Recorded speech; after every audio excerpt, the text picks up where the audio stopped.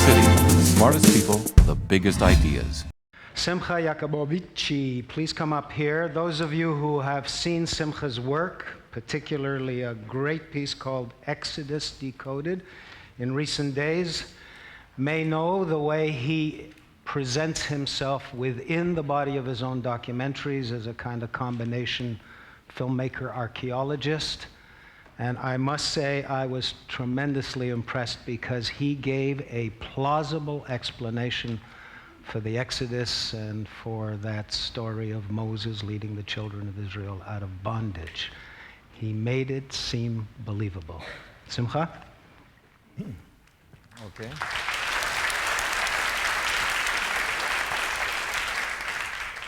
Thanks, Moses. This is a very different environment to give a talk, because I was told that when you give your talk, don't give a talk. So I'll try not to give a talk. So just as a little bit of background on myself, Moses mentioned that I make documentary films, and recently I've appeared in my own documentary films. I even have on Vision a series called The Naked Archaeologist, which thankfully it's the archaeology that's naked and not I. But for the longest time, for the most of the 20 years or more that I've been making films, I was not in my films. My personal background, and it was interesting listening to Pierre talking about ideologies and creativity, and I realized that to some degree there is a common thread, because I've gone from making very political films like Deadly Currents to making archaeological films like the Exodus Decoded, where I'll show you a little clip from.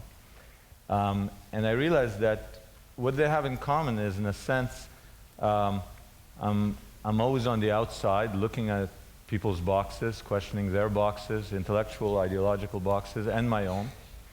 And partially that's probably because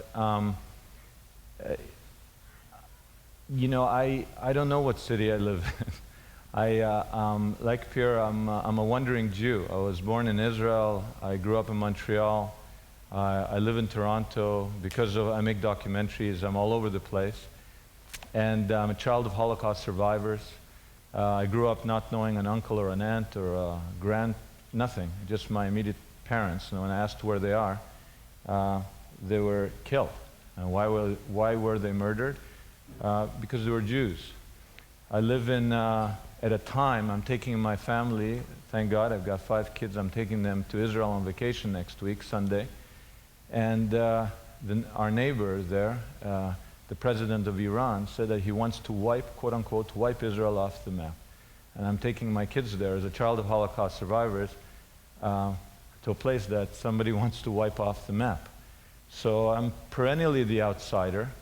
I don't know what space I inhabit, and as a result, I think it informs anything that I do, whether it's about the administration of justice in the Canadian Arctic, or the Exodus, or the Palestinian-Israeli conflict, or what have you. So that's what kind of where I guess my POV is. And what do? It was interesting again to hear Pierre say that the obvious has become a rare commodity. So if I have to describe what I do is I try to look for the obvious. I try to, in a very simple way, approach what should be obvious and ask the kind of questions that, you know, the kid who said the emperor has no clothes asked, like, where are the clothes? And recently, that's taken me to history. As a Jew, I'm a historical person. You know, events that happened 3,000 years ago or 2,000 years ago are as real to me as things that happened yesterday, sometimes more real.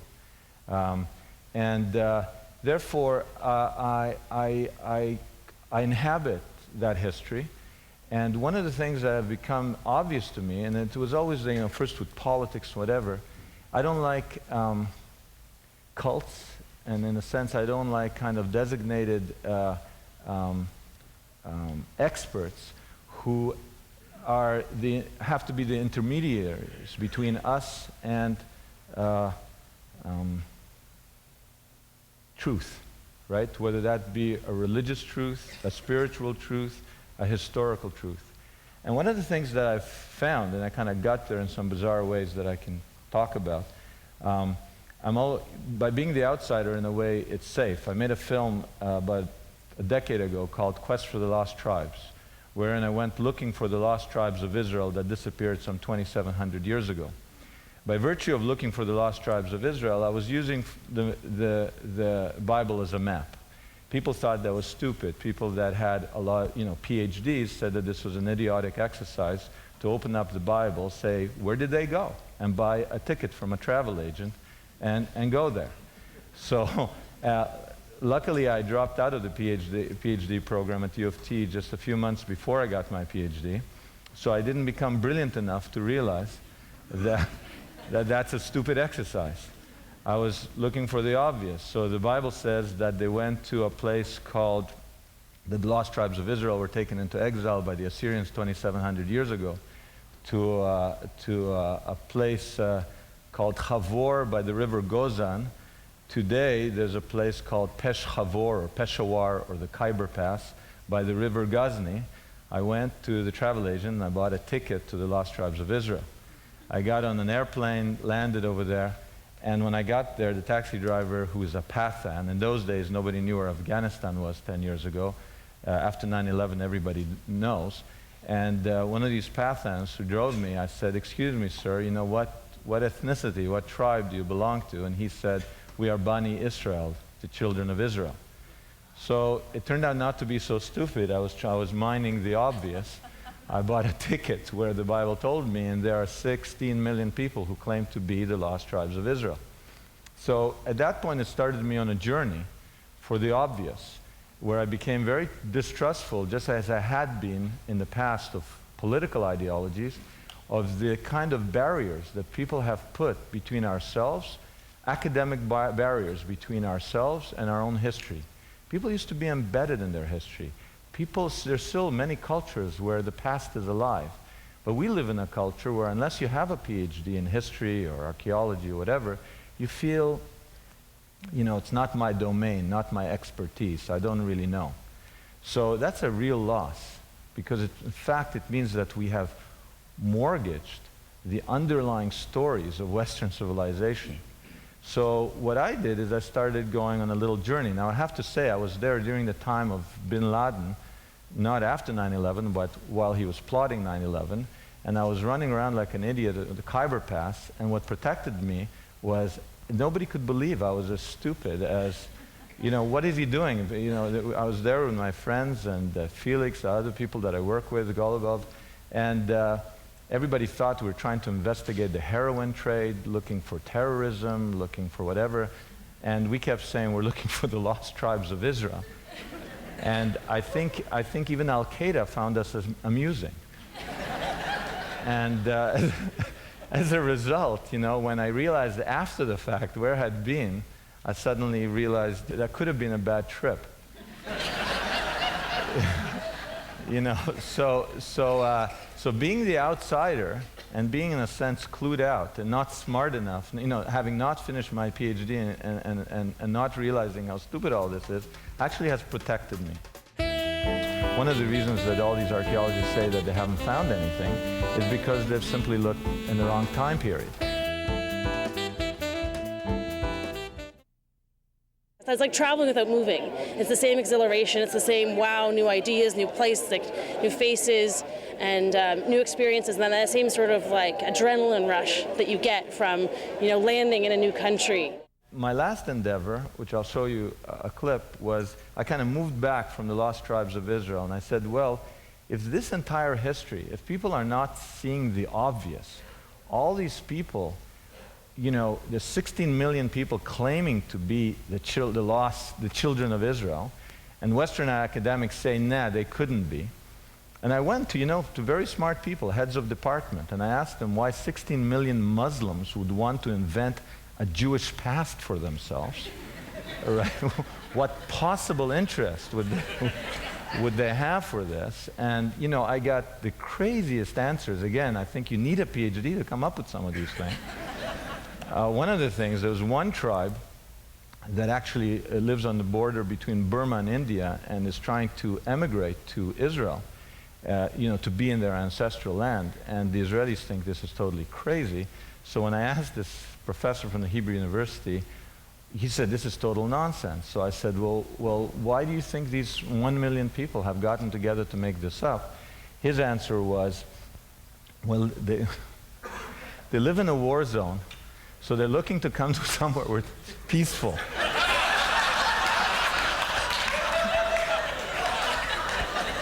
I'm looking over at Moses. This is actually, I had this on tape. I couldn't use it because it was so stupid. It would have totally undermined my film. It would have turned it into a comedy.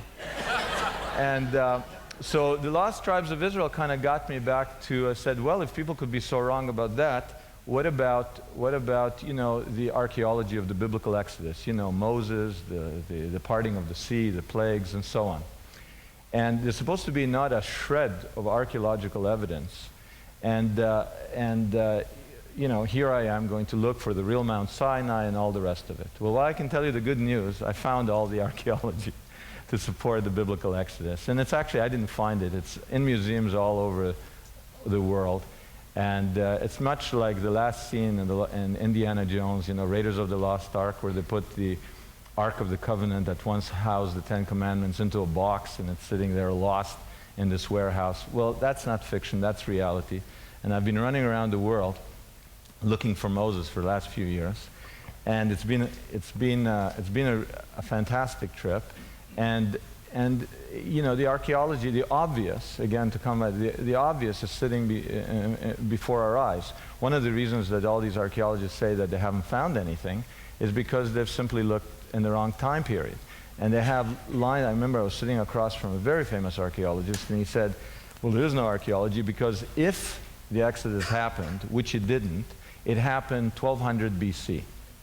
And he said, and you're not an archaeologist, so you don't know anything. And I said, I may not be an archaeologist, but I was a teaching assistant at the University of Toronto, and I did teach logic, and that you wouldn't have passed my Logic 101 to say, if it happened, which it didn't, this is when it happened.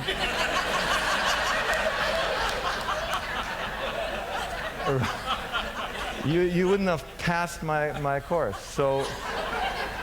So what have I done? I've just used the tools of investigative journalism, of looking for the obvious. I said, oh, well, is there anything in Egyptian history that says a bunch of Semites got kicked out of here and they went to Israel? Well, in fact, there is. It just happened 300 years before all the archaeologists claimed that the biblical Exodus happened. It's like deciding that World War II happened in the 1800s and then not finding it, So I went on this journey, and it's the Exodus Decoded, and I was lucky to find funders who were willing to go along for the ride. And when you do these crazy things, you actually find some amazing people, because you're so crazy, you come at people at totally weird angles. So I ended up having a relationship with Jim Cameron, who co-hosted what became the Exodus Decoded. And Jim and I we had all these artifacts, and artifacts don't dance and don't sing and don't tell stories. Traditionally, the way people tell archaeological stories is, you could challenge as a filmmaker anything. You can challenge nuclear physicists, but you can't challenge archaeologists. If you're making a film about archaeology, if you're working for Discovery or wherever you're working, you got to find yourself a television-friendly archaeologist and then follow his or her ass around as they're looking for whatever artifact, okay? So since I didn't do that, it was, I can't follow my own ass, so it wasn't very good. So what happened is we actually created a virtual environment, a space of our own choosing, a mental space that we projected and created. And it ended up that 45 minutes of this 90-minute documentary is this kind of matrix-like universe that we imagined. And we inhabited it, and we ended up going out into the world, finding our artifacts and bringing them back. And the film aired on Discovery, made the front page, and not a single PhD has yet said it's stupid, so we must have done something wrong. Right. Wrong or right. Instead of it being a documentary with a special effect, it became a documentary inside a special effect.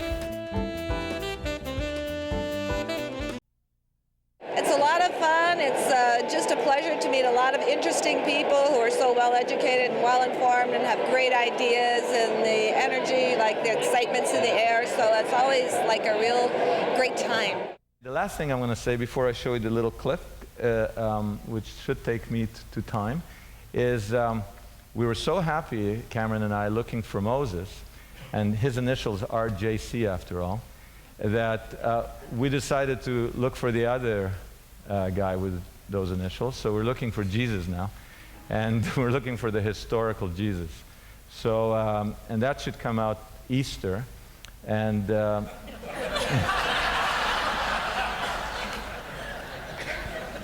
so I'll just show you a little clip just because I want to see the world that we imagined. And finally, what I'm going to say about this documentary stylistically, because I do dabble in filmmaking, not just archaeology, is that it's the first documentary that's kind of what The Matrix did for drama. And what I mean by that is that instead of it being a documentary with a special effect, it became a documentary inside a special effect. So that we basically imagined our world, and when we needed to speak to an academic or bring in an artifact, we were like inside the computer and we just called them up and there they were. So this is a tremendous blessing, this university of the virtual. I was able to run around for 3 years, meet every expert in the world, debate with them, laugh with them, challenge them.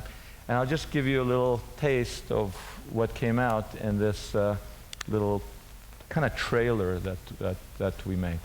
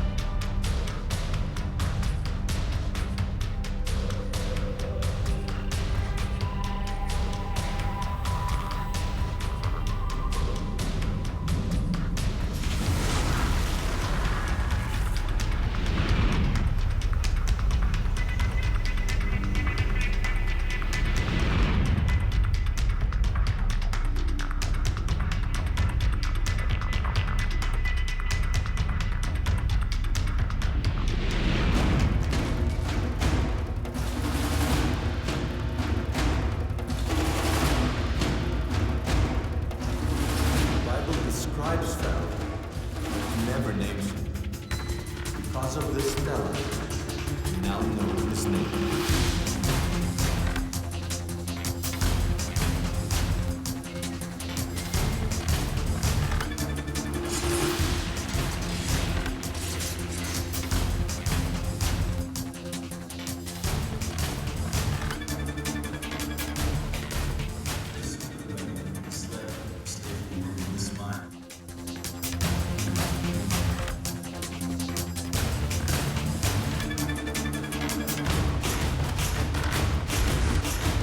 Must have happened. I can't explain what happened, but it shaped ancient Israel's identity, and therefore I can't dismiss it as a fairy tale.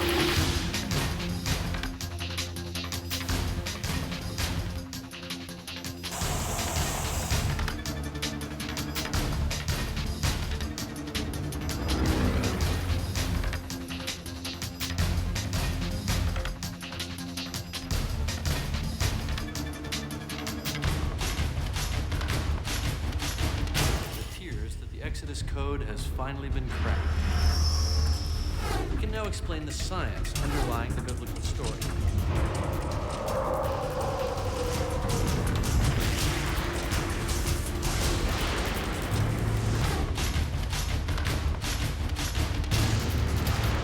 We can then trace the biblical map and discover the real Mount Sinai, where the Exodus story came to a climax, when Moses received the 10 Commandments and placed them in the now lost Ark of the Covenant.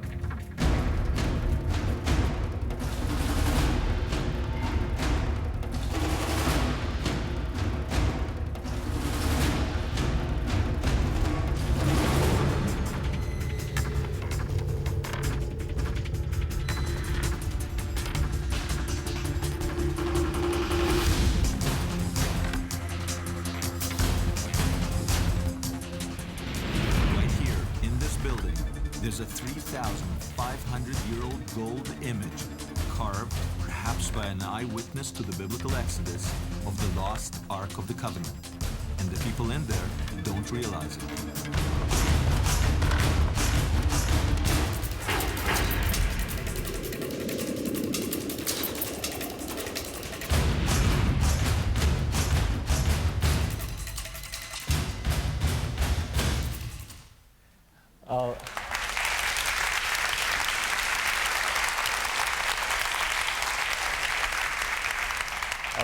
I'll use my last 20 seconds to finish off with an anecdote now that you've seen that. My little kids, thank God I got 5 of them, 4 girls and a boy. I started late, so they range from 12 to 1 year. So they're in elementary school, most of them, and they were learning about Mount Sinai and the 10 Commandments. So my 6-year-old, when the teacher drew Mount Sinai on the blackboard, and they think this is normal, my kids, that dad looks for Mount Sinai. So when the teacher made it with a big tip, you know, like a mountain, and my 6-year-old put up her hand, and she said, "It should be flat." And the teacher said, "Sorry?" Said, the Mount Sinai has to be flat on top. And she said, "How do you know this?" She says, "Because my dad found it."